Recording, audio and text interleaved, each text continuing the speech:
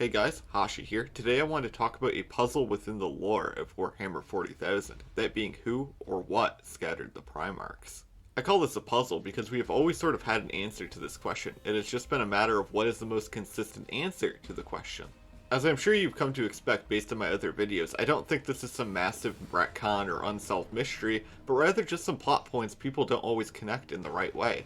Anyways, with that out of the way, let's get right into the core points of the video. So before we talk about who did what and when, we have to cover how time even works in this regard. So with the heresy, we have a timeline. For simplicity's sake, let's say the heresy starts with Horus's trip to Davin. This is covered in the novel False Gods, released in 2006. Despite this being the second heresy novel released, we now have loads of novels that take place before it, like all the Primarch novellas, the First Heretic, and bits of other novels, including The End and the Death. What this presents is several ways we can look at the heresy. A popular one is to follow plot threads vaguely following the timeline, but one could be a release order purist where whatever comes out first you read first, or you can use in-universe chronology and even read the events that involve time shenanigans first. In this video we are going to vaguely be following the in-real-life release order, so we can do some commentary on what the community should be thinking at any one point in time. However, when we unpack some of these quotes, I will be referencing later novels, so be aware of that. So our first modern source would be Visions of Heresy, and it just says the Primarchs were scattered by some cosmic event. Truly the vague non-answer r/40k lore would love. I checked this source first just for fun, and really to establish that nothing moving forward will be a retcon. I only bring this up because the first response said Redditor types will have when confronted with new information is that it must be a retcon. So the first real version of the scattering we get to see is in False Gods, where Horus is taken back to when the Primarchs are scattered. And the idea is proposed to him that if it was only technology that made the Primarchs, then why not make a million Horuses? It is then said that a bargain was struck, and out of it came the Primarchs. Horus then retorts that each Primarch is a part of the Emperor, but the question becomes, where did these parts come from? Where we are then told that the Emperor bargained with the gods of the warp for a measure of their power and used a small part of that power to create the Primarchs. It is this power of the warp that flows through the veins and gives the Primarchs their unique powers. We are then told that due to the gods of the warp not fully understanding the materium, the Emperor being so strong, that they cannot strike directly. We then see the warp rift open, Horus fights some custodians, and then briefly talk to the Emperor all while time is paused. Okay, so there's a lot to unpack here. So to start, we have always sort of known that the Primarchs were transcendent beings. For instance, in Scars, Jagatai Khan has an instance where he learns to channel the warp through himself to be able to banish a demon. It is said that this is something that any Primarch could do. We also know that the whole extension of the Emperor thing is also true, a good example being the conversation between Russ and Alpharius in Alpharius' Primarch novella. The details of the bargain with the Chaos Gods will be saved for later in the video. In the First Heretic, we get Argal Tal's point of view of the Primarch scattering, when he is brought back in time. While in this state, everyone including the Emperor is blind to Argal Tal as long as he doesn't interfere. We are told that each pod is inscribed with a fundamental language, which is probably the Enuncia, but I still need to read Lorgar's Primarch novella. It is then speculated as to if any actions taken here, such as killing the 2nd and 11th Primarchs, would have any effect on the future. We then see the men and women creating Astartes gene seed that would then become the first Astartes, i.e. the Dark Angels, although it would still be many years before the first Astartes would be ready. Upon further exploring the lab, the Word Bearers would discover that the Primarch pods also have Geller fields attached to them. We are then told how the Emperor got the lore to create Primarchs as this fusion of divine genetics and psychic sorcery, and about how due to the Emperor not telling humanity about chaos, the Chaos Gods would reach into the materium to reclaim the sons they helped breed. Following this, Argal Tal and Co. would destroy the Geller fields, allowing the Primarchs to be scattered. So in this quote, I think the most important thing here is the enuncia on the pods. I think this shows that there is a grand fate for each Primarch. I think this ties into a couple of other quotes, the first being in Horus Rising, where the Emperor tells Horus each Primarch will be a zodiacal symbol. And the second being the machine vision Ahriman has in A Thousand Suns, which I think plays into the grander role that each Primarch will have. I think each Primarch had a specific fate of some kind, which as we see in Fulgrim, that Fulgrim's fate is clouded by dark energies, but despite this fate, the scattering wasn't exactly intended. There is also this line in Conrad Kurz' Primarch novella, where Kurz talks about how Sanguinius wouldn't have survived Nostromo, and how Kurz himself wouldn't have been the demon of the desert. However, I think this is more so showing just how much the Primarch's upbringing shaped them, as opposed to some preordained fate. In Saturnine, we are told that the Emperor had sought to accelerate human evolution via the Primarchs, and when he had gone to Molech prior to making them, he had become more powerful than he was in the past. We are also told that the Emperor needed another rare gene stock to blend with his own, that being the perpetual Erda. What is odd is that this book kind of implies that the Emperor isn't a perpetual here. Anyways, it is stated he would defy the warp when propelling human evolution. The book then talks about how Astartes stayed behind to finish the gene seed while Erda stepped away. And by step away, I mean pull the ultimate woman move in all of history and scatter the Primarchs. In Warhawk, Erebus, the true bad guy of the setting, alleges that Erda was influenced by chaos. Erda then tries to debate Goon, talking about how chaos aren't literally gods but rather just thoughts. Erebus then explains that there can be no further interference with what is divinely ordained.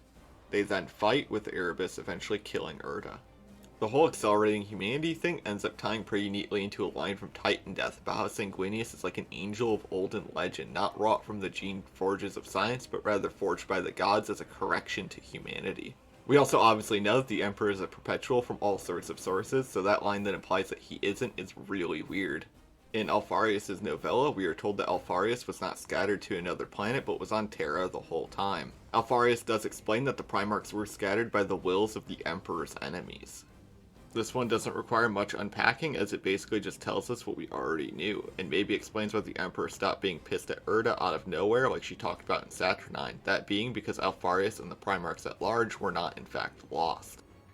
Yes, we're talking about Horus again. So in The End in the Death Volume 2, we are told that Horus had hid himself in the past, so if the Emperor were to ever read his mind, he'd be reading the mortal Horus's mind and not the tainted Chaos Horus's mind. Now this is presenting as something that is happening during the boarding action of the Vengeful Spirit, however I don't think this really limits it.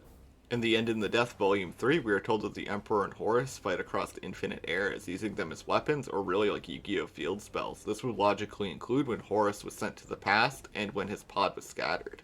So there is a very popular theory that the Emperor had planned to scatter the Primarchs, and he just blamed Erda. Now the basis for this theory is a quote from Unremembered Empire, where Gilliman doesn't buy that Chaos could have possibly scattered the Primarchs. This is entirely true, as it's highlighted in the other quotes that the pods were very well protected at any normal time, including Geller fields. Another piece of reasoning Gilliman presents is that he landed on the perfect planet for him, which is also a fair point. However, this is also covered in Alfarius' Primarch novella, where Omegon actually lands on an uninhabited world. Later on in Plague War, Gilliman also admits that he has no idea what the Emperor actually had planned in regards to scattering the Primarchs. The other quote-unquote evidence for this is just misquoting what happens with Astartes in Valdor's Primarch novella. Like, if you read the book, it's pretty obvious that the parts of it take place a few years after Erda's betrayal and during Astartes' betrayal, especially since we see the first deployment of the Dark Angels within the novella. Like, Malkador does in fact say it has to look real, but that's more so talking about the Gene Seed stores and not the Primarchs themselves. What it really means is if Astartes' sabotage had looked too fake or too allowed, that they would have pursued more sabotage. In the actual context, if they had not let Astartes destroy part of the Gene Seed stock, she would have sought out more things to sabotage over a greater time frame. It's like if you were slashing tires on someone's car, but you knew they had a full set of spares in their garage, you're gonna try to get those too, right? So a popular part of all the scattering stories is that the Emperor stole something from Molech to create the Primarchs. This, of course, has caused a fair bit of controversy in the community, so let's go over what he actually stole. Again, in release order, False God says that he stole power which he then bestowed upon the Primarchs. The First Heretic says that Chaos gave him the lore to create the Primarchs, in exchange the Emperor would tell humanity about Chaos. And finally, in Saturnine, we are told that by the time he had begun the project, he had become more powerful than ever. So, clearly, he went to Molech and he took something and became more powerful. But there's more context to it, obviously. In The End in the Death, we are given context as to what he actually stole, that being fire. In Volume 1, we are told that he stole it and used it to keep the Chaos Gods at bay. The other two volumes repeat this, telling us he stole fire from Molech and show us that ultimately if he had stolen too much power, it would have birthed the Dark King. This lines up with what I theorized in my Gods video. This would also line up with what we were told in Vengeful Spirit, where the Emperor went to Molech and promised the Chaos Gods things only a god in waiting could, and he had no intention on honoring the debt. We are also told that if the Emperor had stolen more power, it would have been suicide. Now why is that? Because he would have birthed the Dark King, and the Emperor as we knew him would have died. Okay, so let's actually combine everything we have learned so far and make a single working interpretation. While doing this, we will not be using the cope excuse that chaos lies. In my experience, chaos doesn't really lie. If anything, they usually tell the truth. The whole chaos lies thing is ultimately just a way to dismiss things, and anytime chaos actually has lied to someone in the past, it is usually a lie of omission and or is explained in the same book. I genuinely cannot think of a single instance where chaos says something in one book as an authoritative source, and it is only in some other book that you learn that it's lying. Anyways, obfuscation debunks aside, let's explain the scattering in order of in-universe events.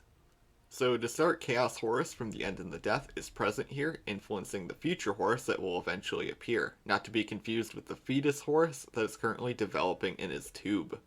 Argoltal and co. will sabotage the Geller field generators attached to each pod for Erda, possibly under the influence of chaos, to scatter them to the tides of the warp because the Geller fields had been disabled. Horus, from False Gods, witnesses this and goes on to fight some Custodes and eventually talk to the Emperor.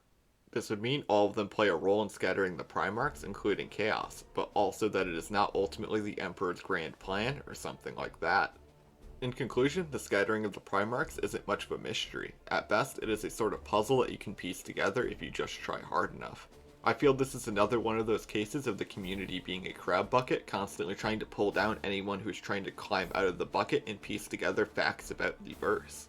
I'm sure there are some offhand mentions of the Primarch pods or whatever that I'm missing, and that's fine. I doubt they would change the conclusion that I come to in this video. I would also hope that this video is a defeater to the people who think that it is some grand mystery of the verse, when in reality it is something you can easily piece together. That out of the way, thank you for watching. I hope to see you in the next one.